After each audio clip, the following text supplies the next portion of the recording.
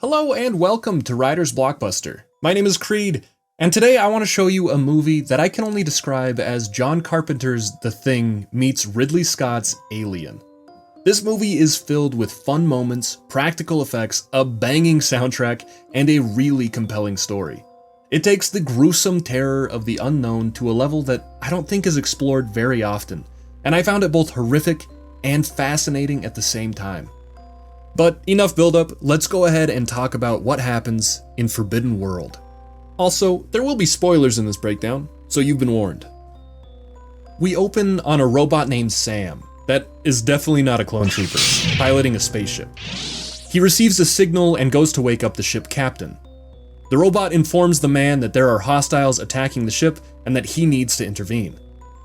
This whole sequence is set to classical music, and the practical effects used are budgeted but beautiful. The ships exchange fire, but after flipping many switches and firing many missiles, the hostiles are ultimately dealt with. The man is Mike Colby, and we learn that he's been in cryosleep long enough that his son on Earth is now older than he is. Hey, don't forget to like and subscribe. As they're fleeing, they come across the enemy mothership. They light up the fusion bolts and blow the mothership to smithereens.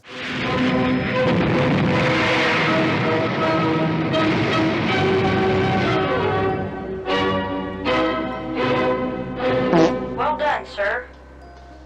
Mike is informed that he's been given new orders and won't be returning home for some time. They jump into hyperspace and we get our title card. They're given the green light to land on the planet and station with the hub on the surface. When they dock, we meet Dr. Gordon Hauser, the head of research, and his assistant, Dr. Barbara Glazer. Barbara knows more about genetic synthesis than anyone else alive. Sounds like fun.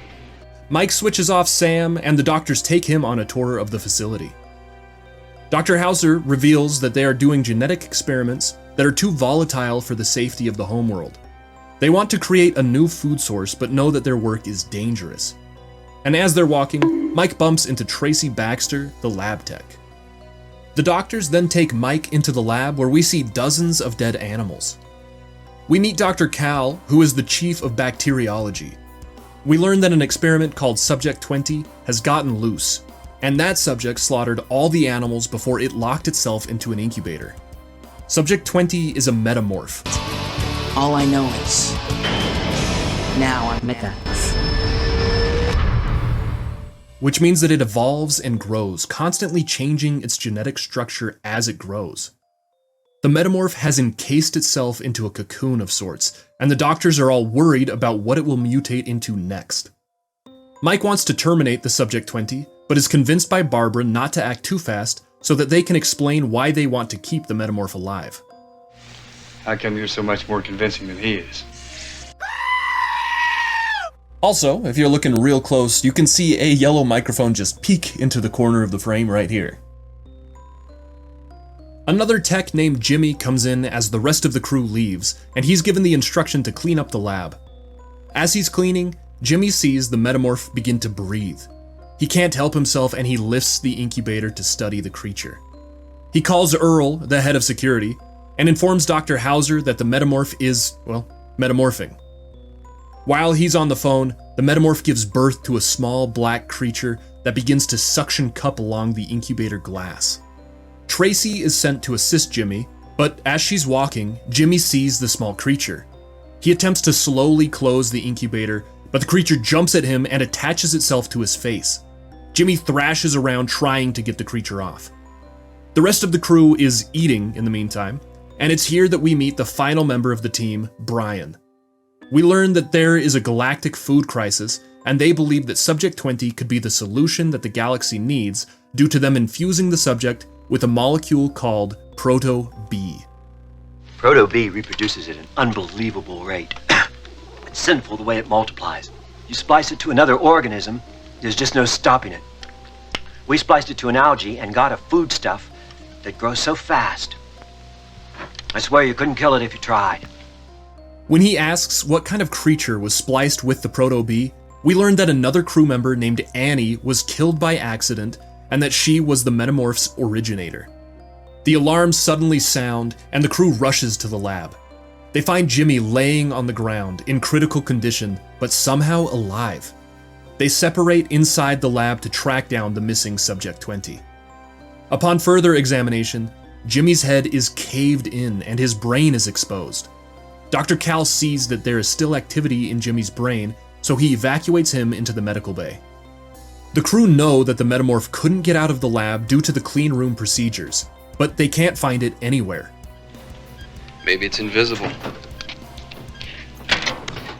Dr. Cal gets Jimmy onto an exam table and hooks him up to the medical tubes before he exits. We then see Jimmy laying beneath a sheet as something beneath it begins to move. Sometime later, Tracy heads to bed and we see a strange goop dripping from the ceiling. The rest of the crew is also heading to bed, but before turning in, Mike checks in on Sam. Sam, are you alright? I need a cigarette. Before he enters his room, Barbara calls to him, and they enter her room together. Probably for some Bible study and prayer, or maybe not. As Mike and Barbara are doing the dirty, there is a cool little melody playing, and I laughed out loud when it shows that Brian is actually playing his little space saxophone in the next room, and that's actually what we've been listening to this whole time. Also, Earl, the security guard, is watching them the whole time. He's a quality guy. Suddenly, Earl's screen flashes, and he grabs his gun to go investigate the alarm. Earl hears an odd moaning sound coming from a vent, and as he climbs up, he's attacked. Dr. Cal is back in the medical bay, and we see what has become of Jimmy. And I've got to say, these practical effects are amazing. Jimmy has become a skeletal man, still alive, but in a state that is beyond impossible. Half goop, half skeleton, half man. That's 3 halves. That's bad math, but you understand. The next morning, Tracy wakes up and takes a steam bath. She's on edge as she hears someone approach. She's startled to see Mike, who is not ashamed whatsoever to walk in on the naked Tracy, and despite her initial shock, she's more than happy to let him join her in the steamy shower, now with extra steam. So fair's fair. Get naked. As they're getting to know each other, Tracy looks up at a vent as a glob of white goop falls onto her glasses. She screams as something bursts from the vent, forcing both Tracy and Mike to flee. Before the crew can come up with a plan to get the metamorph, it escapes out the skylight. Mike comes up with a plan to track down the metamorph and capture or kill it. Let's go bag ourselves a dingwhopper. Barbara enters the medbay, and we see that Jimmy's metamorphosis has advanced significantly. As they exit the station, Dr. Hauser and Brian warn Mike that staying outside too long could lead to extreme euphoria, which will put them in a state so wonderful that they won't want to come back and will likely die. They say that they'll be fine if they're out for under an hour. Dr. Cal takes a sample from Jimmy, but before he can study it, he sees Jimmy continue to morph into a form of pure protein, which is terrifying, but it's proof that the Proto-Bee can create a sustainable and infinite food source. While outside, Brian finds a trail of blood before Earl's body falls onto him. They also find the metamorph, now in another cocoon, but this time it's much, much larger. They fire at the cocoon, but Sam is hit by a ricochet, and they discover that the cocoon is empty. Dr. Hauser runs off because he didn't want to kill the metamorph at all, but the doctor stops when he finds the fully grown Subject 20. It leaps towards the doctor and pulls him down into a grated vent that leads into the station. Tracy pulls up the blueprints for the station, and she finds that that particular vent leads into the control room, right where she is. Tracy runs into the medbay, and she, Dr. Cal, and Barbara flee into the security station. They're shortly joined by Mike and Brian, and Dr. Cal reveals that he believes the metamorph is intelligent. This creature is intelligent. How do you figure that? Simple. It destroyed all our contact with the outside world, our launch pad control, and yet it left us air to breathe, food to eat, and a temperature we can live in. Why? It wants to keep us alive.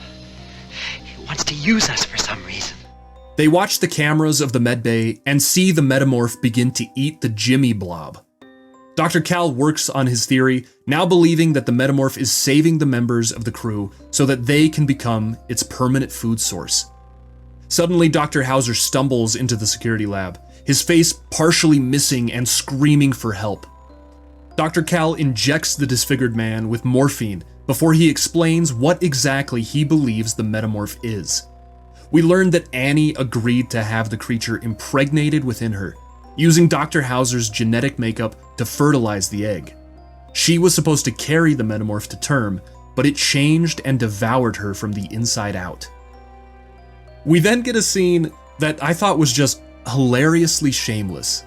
Barbara and Tracy are taking a shower together, just fully naked with their bodies and ideas. They theorize that they can maybe speak with the metamorph and ask it to allow them to leave. Like I said, the shameless part, I don't know why they've got to be in the shower for this. They could have just had this conversation at any time, in any place, but nah. Director says shower, let's go into the shower. The two women, now dressed in robes, approach the control room. Barbara then enters and speaks with Subject 20, asking it if it understands what she's saying.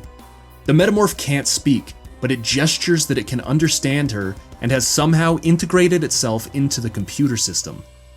Barbara approaches and types into the computer her question, and the creature actually responds. When she asks if they and the metamorph can coexist, the creature slowly lowers its barbed tentacle and skewers her, now making it a Barbara tentacle.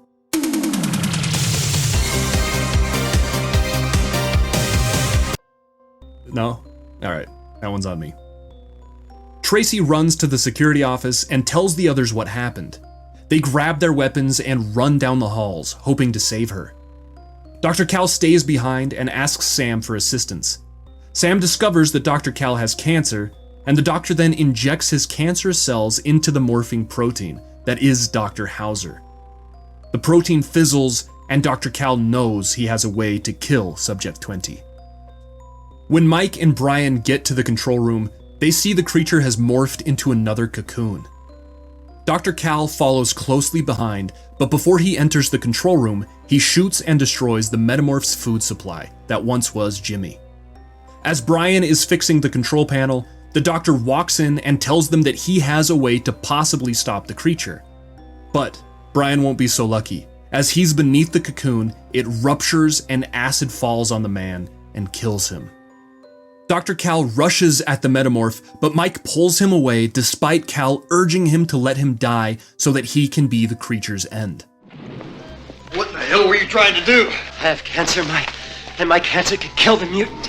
I thought if I could trick it, if I could get it to swallow any of my malignancy, my cancer's tissue, that would be it. Tracy runs to get some medical supplies to help Dr. Cal. She gets grabbed by what's left of Dr. Hauser, but is able to pull away, pulling the man's arm off as she leaves. Dr. Cal orders Mike to cut into him and remove his tumor so that he can then feed it to the metamorph. And, after some convincing, Mike agrees. Tracy is running through the halls, but the metamorph cuts her off at every turn. She makes it into the lab barely in time and gives Dr. Cal an injection of morphine. We then watch as Mike removes the man's tumor, but when he looks to Cal's face, we see that the doctor has passed away. The metamorph then bursts into the lab and throws Mike to the ground. Tracy and Sam attack the creature together, but Sam is ultimately destroyed. Mike gets to his feet and shoves the tumor down the metamorph's throat. It erupts with foamy bile before it collapses, each of its cells being destroyed by Cal's cancer. Tracy and Mike share an embrace, and we pan around the gruesome scene that once was the lab. And that is where the movie ends. It's crazy to me that I didn't know about this movie until recently. It's a decent love letter to the space horror genre and pays homages to many of the great and classic films that put this genre on the map. Two of my favorite movies of all time are The Thing and Alien. And like I said at the beginning, this movie seems to melt both of those concepts together and put a little twist on top of it all. In the short runtime of this movie, It tells character backstories, a galactic backstory, information about a planet that we basically spend no time on, and it introduces a creature and concept that is well thought out and nearly unstoppable. It may look like an alien, but it's far different, and I just love that it's intelligent enough to communicate with the crew members, even if it's only for a little while.